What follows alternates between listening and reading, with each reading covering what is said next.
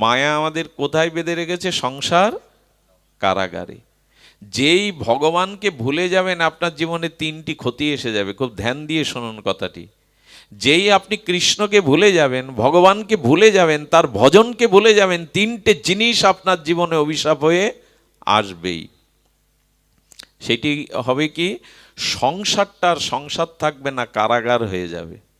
যে সংসারে যদি কৃষ্ণ ভুলে যায়, কেউ ভজন ভুলে যায়, তখন তিনটে ক্ষতির প্রথম ক্ষতিটা সংসারটা কারাগার হয়ে যাবে। কারাগার কেন বলছি জানেন? আজকাল কারাগারগুলোর নতুন নামকরণ হয়েছে। জেলখানার নাম হয়েছে কি? সংশোধনাগার।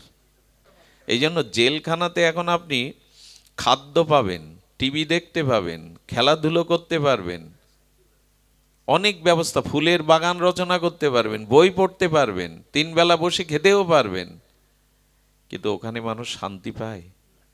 ওখানে বিল্ডিংয়ে থাকে, ফ্যানের তলে থাকে, কালার টিভি আছে, খেলাধুলো আছে, কিন্তু কারাগারে শান্তি পায় না, বাড়ি কুড়ে ঘরে শান্তি পায়।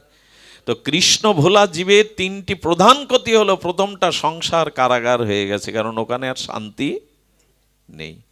দ্বিতীয় হলো আপনার হাতে পায়ে তখন দাগি আসামি কারাগারে গেলে ছেড়ে দিয়ে রাখবে?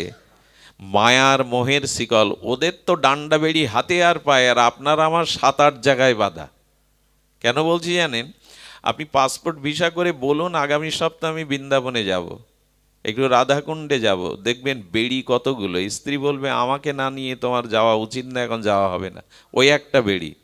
ছেলে বলবে এখন আমার দোকানে হালখাতা, সামনে তোমার এই নাতি জন্মেছে, একে কে দেখবে? দেখবেন কত বাধা আপনার হাতে। সিঙ্গেল একটু কোনো মানে তীর্থে যাবেন, কোথাও যাবেন, সেখানে হাজার বাধা, বলে মায়ার শিকলে বাধা। আর একটা ক্ষতি কি? আপনার হৃদয়ে যে সৎ গুণগুলো ছিল, কৃষ্ণ ভুলে গেলে, ভগবত ভজন ভুলে গেলে, সৎ গুণগুলো চলে গিয়ে ওখানে অসৎ গুণ এসে আসবে, হিংসা, বিদ্বেষ, কামনা।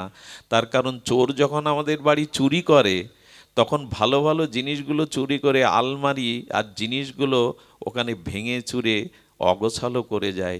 তেমন মন বলছে আমাকে ভগবানের চরণে নিয়ে গেলে না, আমাকে ভগবানের ভজন দিলে না, তাই আমি তোমার ভেতর থেকে চোর হয়ে সদ্গুণগুলো চুরি করে অসদ্গুণগুলো ঢুকিয়ে দিলাম। এই তিনটে ক্ষতি হবেই হবে কেউ ভগবান ভুলে গেলে। এই শ্লোকটা ব্রহ্মা বলেছেন ভাগবতে। তাবদ গ্রায়দাস্তেনা কারা গৃহম গৃহম তাবদ মোহনী গড় যাবৎ কৃষ্ণ নতে জনা।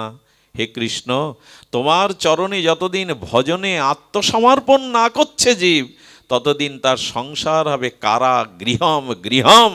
তার হাতে উঠবে মায়ার মোহের শিকল, এবং সব থেকে যেটা ক্ষতি হবে, মনের সদ্বৃত্তিগুলো চলে গিয়ে অসৎবৃত্তিগুলো এসে রাখবে।